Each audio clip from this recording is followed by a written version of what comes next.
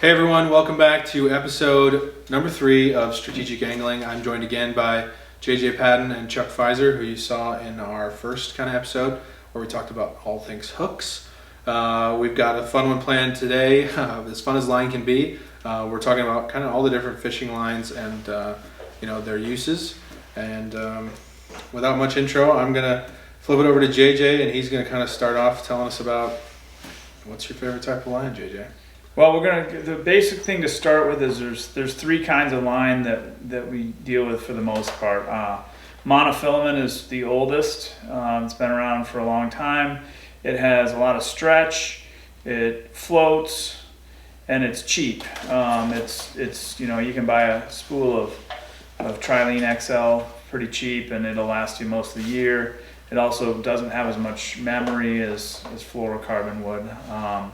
Fluorocarbon's advantages are it's less visible to fish, it's more dense, so it sinks, which can provide an advantage sometimes and a disadvantage sometimes. It has less stretch in general than monofilament does.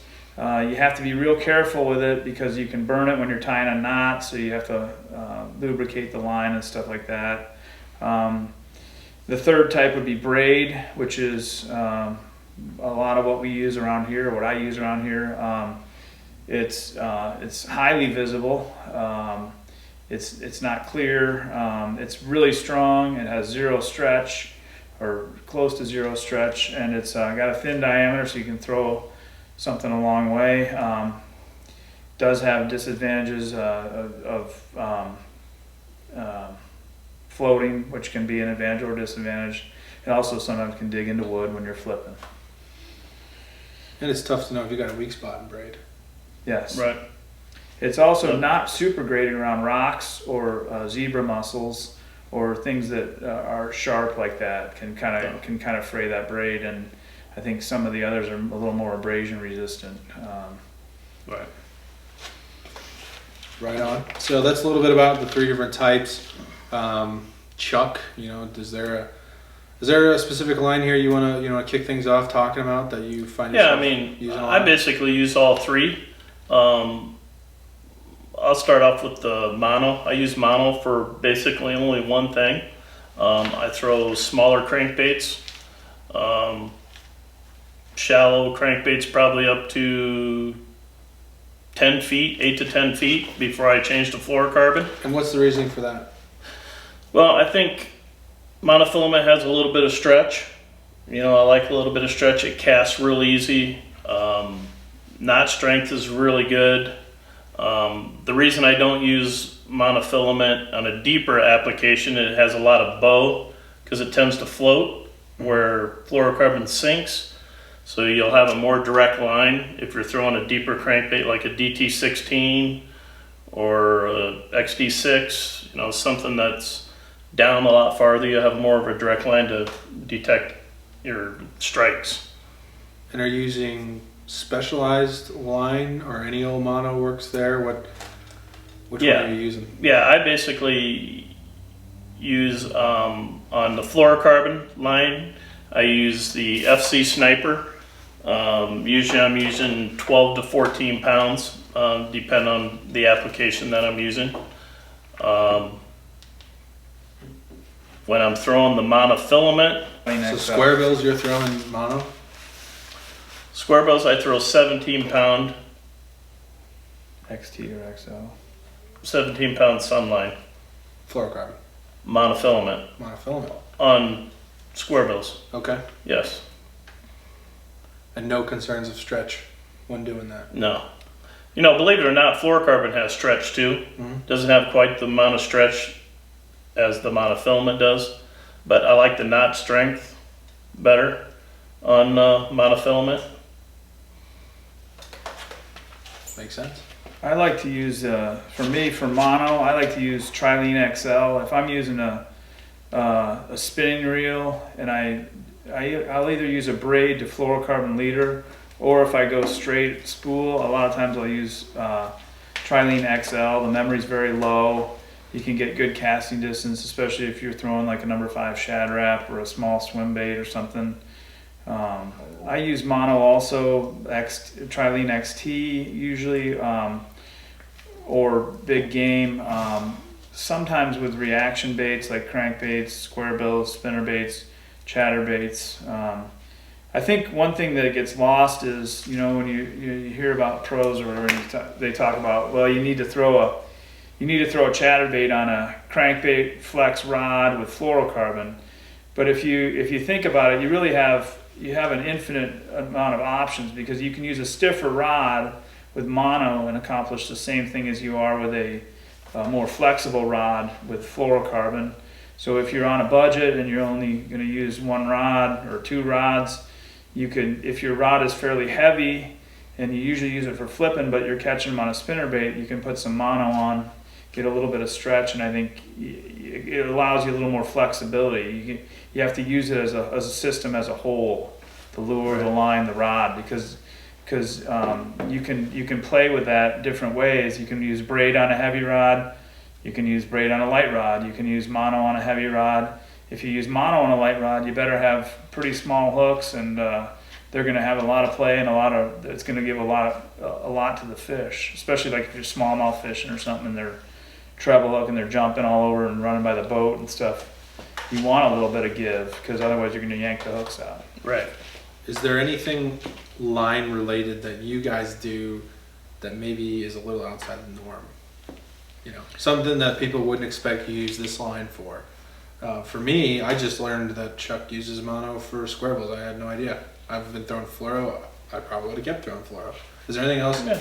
Is there anything else like that? Well, just because he does it doesn't I think it's I'm preference. probably still going to keep throwing fluoro. Yeah, but I think it's just preference, what people want to do. Sometimes I like to keep that square bill. We fish the river. I like to keep it higher in the water column. Mm-hmm. It floats, so it keeps the bait up a little bit higher. Yeah. And I think it goes through, fallen timber or laydowns a lot better on the monofilament, because it tends to raise the bait. So I have good luck with it. If you're going to bow and arrow, if you're somewhere where you're snagging a lot on rock or wood and you want to bow and arrow, the mono is a lot easier to do it than fluoro. Yeah. Right. And braid's almost impossible to do it with. So right. I think people would be surprised, like that aren't from around here, how much we use braid. I mean, that's what I was just going to mention. Before last year, I really thought fluoro was the way of the world. I was using fluoro for pretty much everything, and then watching you guys fish this spring, I kind of realized that I don't think you lose many bites, if any, by using a medium-sized braid. No. And for me, all season, I use braid on pretty much everything except for square bills. Sometimes when the water's really clear, yeah, flipping and pitching with fluorocarbon, it's invisible. Yeah. So it can make a difference there. But I will say, Lost Grove visibility most times is 10, 15 feet probably. Yeah. And I wasn't switching line at all. And Justin and I had great success out there with not switching. And that surprised me probably the most this year, was how you could get away with using braid for a lot more than you'd expect. So yeah. For flipping though, I've really grown fond to this line. It's a Sunline Power 2C FC. And if you look at the line, it's actually a tracer line. It's actually clear for 4 feet, and then it's 2 foot or 1 foot of orange, fluorescent orange. So if you're one of those people that likes to watch their line when they're flipping, it's a great line. I use 25 pound for flipping. You can see every little twitch. Any little bite that you get, you'll see that orange flicker. I really like that line. I think also too on fluorocarbon, I think anytime you're fishing slack presentations where your line has got slack in it, fluorocarbon has much more feel than braid does on slack line. On slack line, braid, actually you almost feel no sensitivity with the braid when it's slack. Right. But on fluorocarbon, it still has sensitivity under slack conditions. I think another thing about the difference between whether you're flipping, especially flipping in the river or in current, is I use a lot of fluorocarbon and current, and maybe it's mental, but I think because it sinks, you're less likely to have the current bow the line up, where the line hits the water can bow down, and you can get a little area of slack. And so if I'm flipping out in Main River and a lay down or something, I usually will try to use fluorocarbon for that, because it just sinks with the lure, goes with the lure, and you have a more direct connection, which is kind of that same thing you're talking about. You can feel that hit when it goes down. You'll feel it on the slack before, quicker than you would even with braid. Right. And JJ, you throwing quite a bit of swim jigs. What is your preferred line for swim jig? Are you ever switching, or is you using the same thing the whole time? Tell us what you're using. Yeah, most of the time I use Braid, usually 40-pound Power Pro. But if I'm fishing Main River stuff or current stuff or super clean water, or if I'm not catching big fish, which is usually, then a lot of times I'll use 16-pound FC Sniper. If you're in open water, probably too. Are you ever tying a leader to braid ever with swim jigs? I don't do it with swim jigs a lot. I'm looking for a long cast a lot of times, and I haven't quite figured out how to use my big toe to tie an FG knot. So when you throw a swim jig and you're trying to get a long way out, if that knot hits the guide the wrong way, you're going to end up with a backlash. So I do have identical rods for swim jigs, with one with fluoro and a couple with braid. So I always have a rod that I can use fluoro on if it's a Main River bite on a sandbar or a sand drop or a point or something. Well, and the great thing too about braid, like you were saying, your 40-pound braid, the line diameter is much smaller on braid than it is on fluorocarbon and monofilament. So it enables you to cast the bait a lot farther, especially throwing swim jigs and grass. Sometimes you're trying to bomb that, or even with the frog, you're trying to throw that bait out there as far as you possibly can. Now you can sometimes get in trouble with that small diameter line. I know starting out for me with a bait caster, I thought, well, 30-pound, 20-pound braids are probably a good idea, because like you said, I can put a ton on it and cast it far. Right. Now, unless you really know what you're doing with a bait caster, I would start out with 40, maybe 50. Yeah. I use 30 for swim jigs, but then I go right to 50, 65, and even once in a while I'll use the FX2, which is 80 pounds. And if you're fishing real heavy vegetation, and the good thing about the heavier braid that you use, the less it's going to dig into the reel. Mm-hmm. So like when you set the hook, you always get that line digging into the spool, where the bigger lines, you have a lot less tendency of that to happen. Yeah. Word of caution, don't go real small if you're new to braid and bait casting, because that backlash will make you wish you hadn't done that. Right. A lot of times you're cutting the line off, and everybody does it. I still do it with 50 pounds. You see pros do it all the time. Yep. And my eyes are a little old, but I can't read this. But the 80-pound FX2 is about the same diameter as a 12-pound mono would be, or even a 12 or 14-pound fluoro. So it's not that big a line. If you think about how thick a 20-pound monofilament is, it's not that much. You just have to make sure you got a reel big enough to hold it, because you're going to throw it a long way. Right. Yep. Sometimes they go to a 200 series or a 150. It's got a bigger spool. One thing I find myself doing a little bit more around here that I'm not sure a ton of people are doing is I size down on fluoro on my square bills, because I like them to run a little bit deeper, especially if I'm fishing rock and current. You do lose a lot of baits doing that, but I like the 12-pound stuff, and I got some shooter. This is my own shooter, but I find myself using 12-pound for jerk baits as well around here. Yep. Having a small diameter fluoro line for jerk baits, especially somewhere like Lost Grove, allows the bait to, have its fullest action, I guess. Gets a little deeper too. It gets it a little deeper, and it's a little more natural, which is really what you're going for when you're throwing a jerk bait. So. And that's another thing you bring up when you're throwing a jerk bait or suspending bait. if you got a 12-pound fluoro and a 12-pound mono, you might want it to be neutrally buoyant. You might want it to sink slowly. You might want it to rise slowly. You can play with, the line will help that. Yep. So you're not changing. If you have fluoro on, you're going to get a little deeper. You're going to be pressing the envelope as far as suspending and may even sink, versus mono, which will kind of float it up. One line, I know you guys don't love using these, but spinning reels. Find myself using this 8-strand braid. It's orange, like Chuck was saying on his flipping setup. I can see bites a lot better, and I do feel like I get a little more sensitivity by going, real light braid to real light fluoro leader. Yeah, tying leaders is not fun. No one wants to do it, but I really do like casting this better than I like casting a light fluoro. So this is the Siglon, Japan made. I think it's still a Sunline product, but been using this quite a bit. Yeah, and I just use the yellow.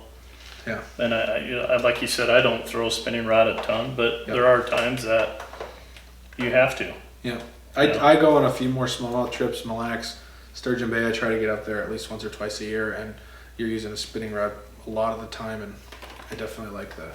I agree. 90% of the time I'm using a spinning rod is braid to fluoro. Like I said, sometimes I'll use the mono if I'm throwing a small shad rap or a moving bait. But if I'm throwing a shaky head, Ned rig, drop shot, it's braid to fluoro. I have used the Sunline product. I also like the Nanofill, the Berkeley. This stuff can get you in trouble because you can cast this stuff a mile. I don't know what it is about this, but it comes off the reel. So if you're looking to throw something a long way, like if you were throwing a small pop R or something like that on a spinning rod, you wanted casting distance, that Nanofill really gets out there. It's real super smooth line. It works for that pretty well. Is there any other line things you guys want to mention, talk about? I probably am going to save it for a later video, but I did make like a little homemade, line spooling. I have one more thing I would say. When we're talking about braid to fluoro, and I've experimented and flipped that way sometimes. I think if I got a reel with braid and I'm flipping in clean water, you can tie a Alberto knot and put some fluoro on the end. The other time for a leader is actually a braid to mono leader, and that's with top waters, pop Rs, and walking baits. If you're tending to get something that's swishing back and forth and hooking on the line, if you tie it hooks into the braid. If you tie a little about 12 to 14 inch stretch of mono on there, it'll keep that bait up, and it'll also provide a little bit of stiffness so that the hooks don't hook into the braid. That's Right. nothing worse than having that little treble hook go Yeah. into the braid. That's one more use for mono, and a spool. If you're using it for that, a spool will last you 5 Right. years. And good for backing. Yeah, I use yeah. mono backing quite a bit, but that's probably Yep. another video. But yeah, always good to have mono around for something. Yeah. So really, basically, you can use about any of these lines for about every application, except maybe frogging. I would definitely probably use the braid for sure. But all the other techniques, sometimes, the monofilament's more budget friendly. You can get away with using monofilament for a lot of applications. Fluorocarbon does tend to get a little bit more expensive, especially if you get real technique specific with the fluorocarbon. But for the most part, you can use just about everything. Which is why the braid to fluorocarbon leader is key. Yeah, absolutely. Spooks Yeah. especially. One spool of fluorocarbon can last you a long time if you learn how to tie that leader. Absolutely. Is there anything else you guys want to cover? I know, Chuck, maybe you mentioned we would divert a little way from education and maybe just talk a little bit about our plans for fishing in 2021. They can't come fast enough. That's for sure. I'm getting the itch pretty bad. Yeah, I'm buying more tackle than I need to be right now. So tell us about your next 4 months of fishing. What are you doing? Where are you going? I don't have anything until March. I'm heading down to Lake Gunnersville for the Anglers Choice Championship. Mm-hmm. So looking forward to that. And then getting back here and Anglers Choice and all the other Harvester tournaments start up. Yeah. So hopefully fish about 25 to 30 tournaments if I can. Yeah, Harvester's a great local club. We're really lucky to have some good local clubs. If you're looking to get into tournament fishing, I definitely recommend checking them out, or something like a Twin Rivers. Or JJ, what do you plan to do next few months? Well, I'm hoping with you we'll win the boat down at Gunnersville. It's not happening. Still fairly busy with my daughter. She's a sophomore, and so last year was kind of a lightning in a bottle. I was able to fish a lot more because of COVID canceled all the swim meets. But it's hard for me to make a schedule too far out. But I'm gonna try to fish as much as I can. I'll fish the Iowa Bass Nation State Tournament up in Prairie in May, and then I'll probably jump in and fish whatever I can around here, whether it's Tuesday nighters or a weekend thing. I don't think I'll be chasing points this year, just because the commitment is hard for me to do that, and you miss a couple and then you're out. So You'll still end up fishing more than all of us. Yeah, Don't probably. kid yourself. Your total time on the water, you'll probably Yeah. still win. Yeah. But I'm heading to Florida in a few weeks. Gonna go down there, take advantage of this work from home situation, and planning to go to that Headwaters Lake that everybody's been talking about. So that's February, and then we got an English Choice like these guys mentioned in March in Gunnersville, and then tournaments start up, and I'm hoping to make a Sturgeon Bay or Mille Lacs trip in the first week of June. Hopefully Those would be fun. Some Yeah. smallmouth on beds or something, and then that takes me to July, and then who knows what's going to happen to me then. But anyway, that's a little bit about what we're planning to do this year. Matt has graciously again came up with a very good sale for us, Strategic Angling, and that is on the 660 yard spools of the Sniper FC Fluorocarbon. It's probably Sunline's most popular and one we've all mentioned. Best all around. Yeah, kind of a good all around line. And again, just like the hooks, now is a great time to look at your tackle needs, see what you need to take advantage of, and maybe see if you can get in on this sale. So the price is going to vary. I'm going to put it on the screen. It basically breaks down to about a 20% price break, which you're already getting a price break by buying a bigger spool like this. So again, it's very rare to see that go on discount, and we appreciate Matt. So if you get him a chance, go down to K&K, pick up a 660 yard spool of this. I think he's running it from 10 pound all the way through 25 pound. So I'll put the prices on the screen. Again, if you have any questions, feedback, thoughts, concerns for any three of us, shoot us an email at strategicangling@outlook.com. And I'd add one more thing, Brady, while you're on that. Don't be afraid of buying a bulk spool of fluorocarbon. Just if you're going to get one, store it in a cool place out of the sun. Ultraviolet light can affect it. Heat and cold can affect it. But if you put it in your basement or whatever, it would be fine. Braid also doesn't go bad. Mono doesn't go bad. But you got to be a little careful with the fluorocarbon. So if you buy the big spool, don't be afraid, but just don't leave it in the back of your car for weeks. Yeah. And I like what Sniper does with their little spooling system here. It keeps it kind of all compact in one and allows you to spool up without needing like a line spooling device or anything like that. So. Plus the line doesn't get all over all the other ones. Yep. So that's the sale. Go in if you got time. You can take advantage of the sale. Go in, see our friend Matt K&K, and pick yourself up a spool. I'm not sure what our next episode will be. That'll be our fourth one. But stay tuned. We should have some good ones coming, though. We should have some good ones coming. Now that we've gotten line and hooks out of the way. Yeah. The drab stuff's done. Now we're going to get going. The basics are done. Yeah. The swim baits are coming. Chuck is chomping at the bit to tell you about swim baits, and JJ has a few crankbaits I'm sure he wouldn't mind talking about. So stay tuned for that. Next episode, Friday at 10 a.m. Central. Thanks, guys. All right, Strategic Angling fans. Thank you for watching this far. 25 minutes talking about line. Give yourself a pat on the back. It's impressive you made it this long. But for doing so, Matt's got a giveaway. We're giving away 5 Spro Gamakatsu tackle box braid scissor packages. So here's how this is going to work. There's going to be a mailing link down in the description of this video. If you want to enter this giveaway, you want to win one of the 5 or 6 tackle box nice Gamakatsu braid scissors. If you want to win one of those, you need to join that mailing list, give Matt your email, so you can stay up to date on sales and happenings and outdoor show stuff. And then the other thing you need to be doing if you want to win is be subscribed. That's it. Again, giving away some of these bad boys, the Spro, nice little tackle boxes.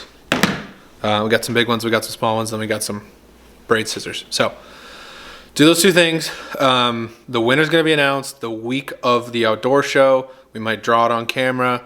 We're gonna have a really nice giveaway next week, so we're hoping to start doing giveaways every single week. But yeah, thank you for watching.